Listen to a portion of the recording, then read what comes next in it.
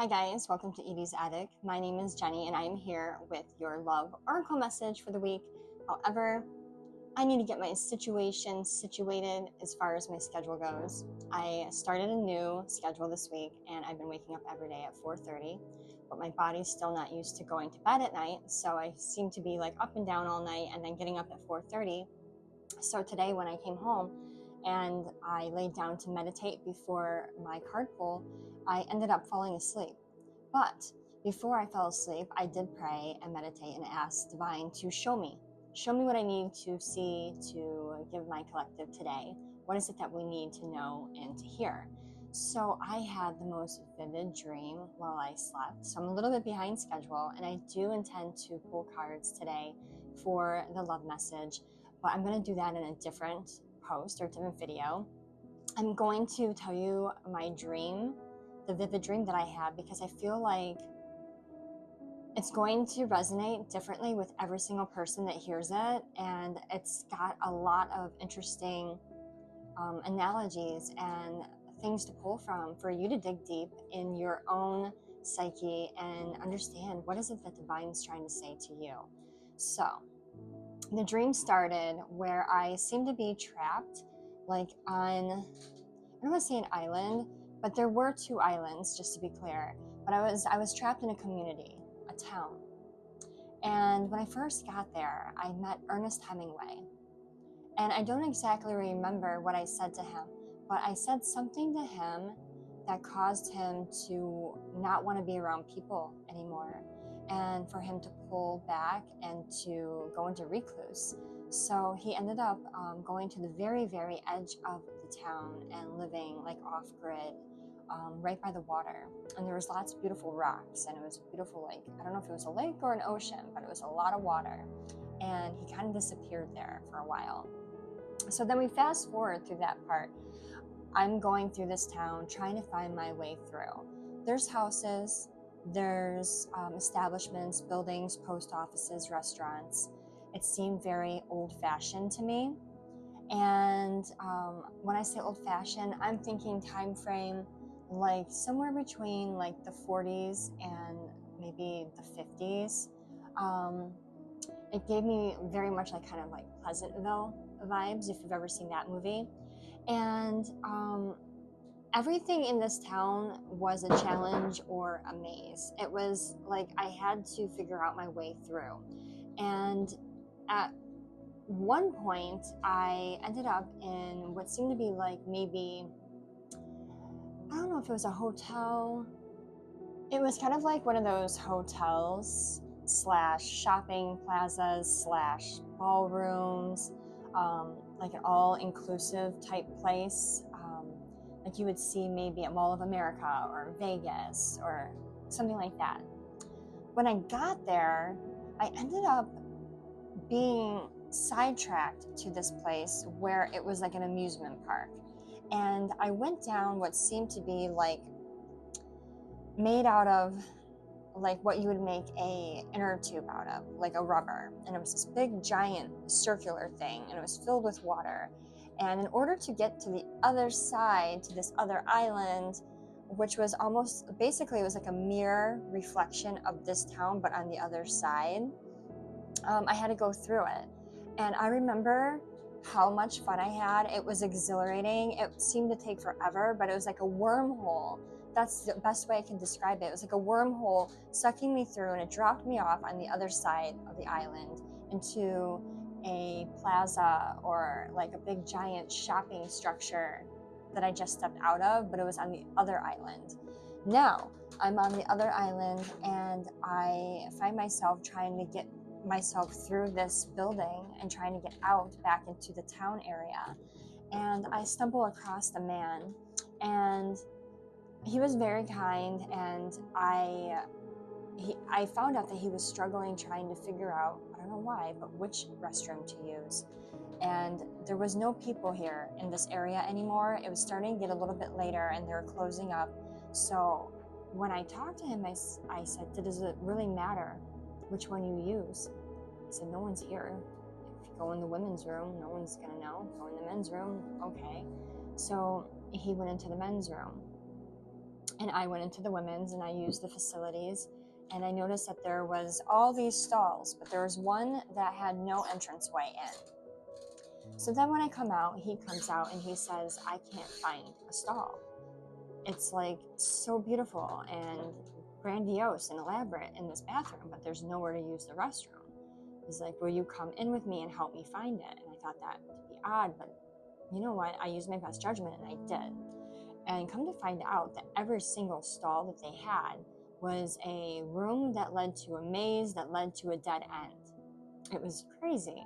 So we finally found a hidden door and we followed the door through, and it took us to his stall, which ended up being in the women's restroom.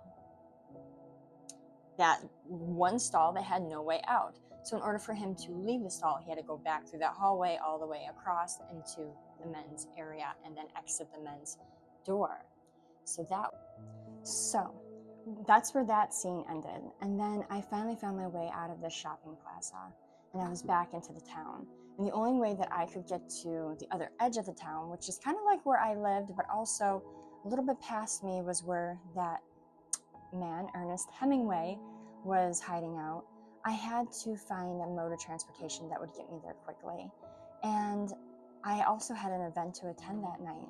I was going to this big, giant gathering, a big, beautiful, dance at a ballroom with all these high officials and elites and powerful people. For some reason, I was invited to this. So I had a dress picked out. It was beautiful. It was gold. I had everything planned for the evening. And at this point, it was about 4 o'clock in the afternoon. Everything was shutting down early just for this event. So I ended up finding an RV, a beautiful, big, fancy RV. And that is what I got myself to get through the town to my side of the town so that I could get myself ready. About halfway through the trip in the RV, I was sitting in the back and I was enjoying the ride and it was going very smooth. And then it dawned on me, I'm the only one in this RV. Who is driving this vehicle?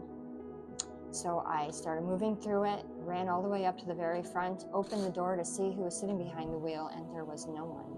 I was responsible for this vehicle. Now, while I was unaware that I was responsible and I was enjoying the ride, everything seemed to go smoothly, like it was driving itself. There was no problems. But as soon as I realized that I was in charge and I had to get myself home, it seemed like everything started going wrong, and my RV started driving erratically and I couldn't keep it, straight, and it ended up flying through the air and crashing into the rocks at the very edge of town near Ernest Hemingway's home. And it also hit something of his. I believe it was one of his vehicles. He came running out, and he was more startled than angry.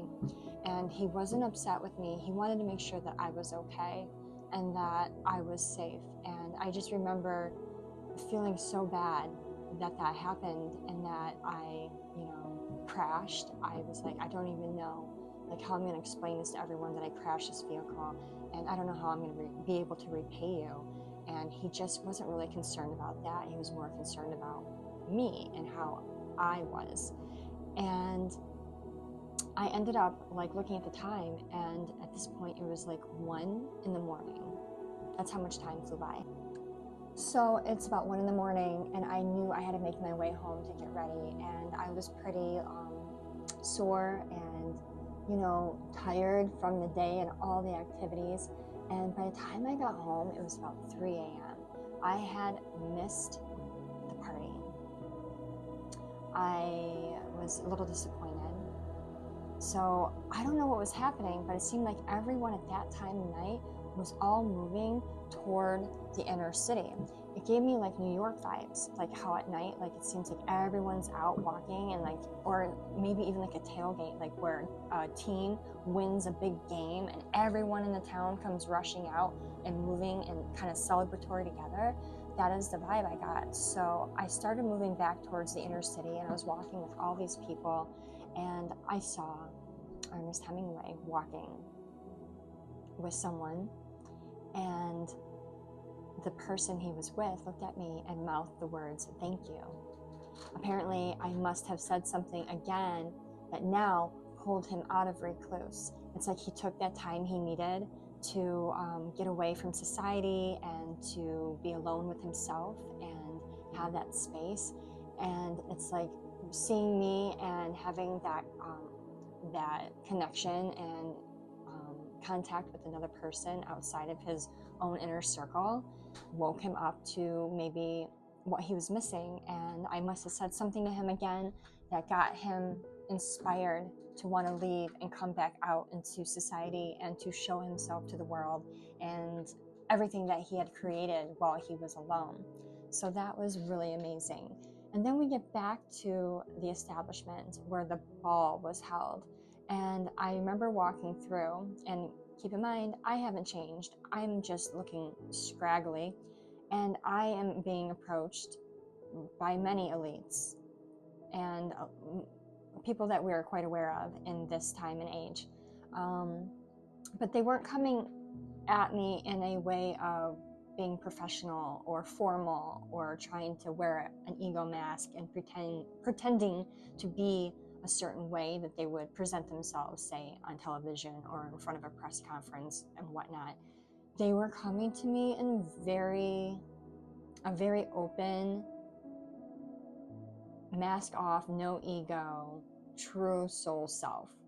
I mean, they were, one person was complaining about like their kids being late tonight and how it messed up their whole schedule, and they just wanted to go home.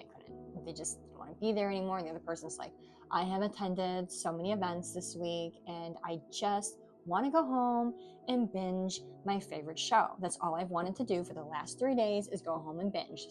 So tomorrow I am binging. And these are the things that they're telling me. And I'm like, you guys are talking to me like you know me. Like we're friends, like we're really good friends, like we've known each other for ages. I know who you are, but I don't remember establishing like that connection or that relationship with you. It was just very odd. And I know for myself, with some of the different events that played out in my dream, like what it means to me. But it was so unique and there were so many different elements to it. It was so abstract, which dreams can be. And it came right after I asked Divine, what is it that I need to show my collective? What do you want me to tell them today? And then I had that vivid dream. So there's messages in there somehow for you. But it's your job to figure out exactly what those messages are for you, because only you know the answer to this one. I know what they are for me, but I'm not going to tell you what they are for you. That is your personal journey. So I hoped, like, hearing this, or maybe you think it's crazy. And I know we all have crazy dreams, but I feel like people should share their dreams more often. I think that we learn a lot. We could grow a lot and we could discover so much more if we shared our dreams with each other and connected the dots or see how we resonated with them. I know when I listen to other people's dreams, I take them and I learn from them myself. So I'm going to start sharing more of my dreams here because I think it's fun and it can help. So I'm going to go ahead and do the love reading now. So I'll catch you on that video, and I hope you enjoyed my little story. Okay, bye.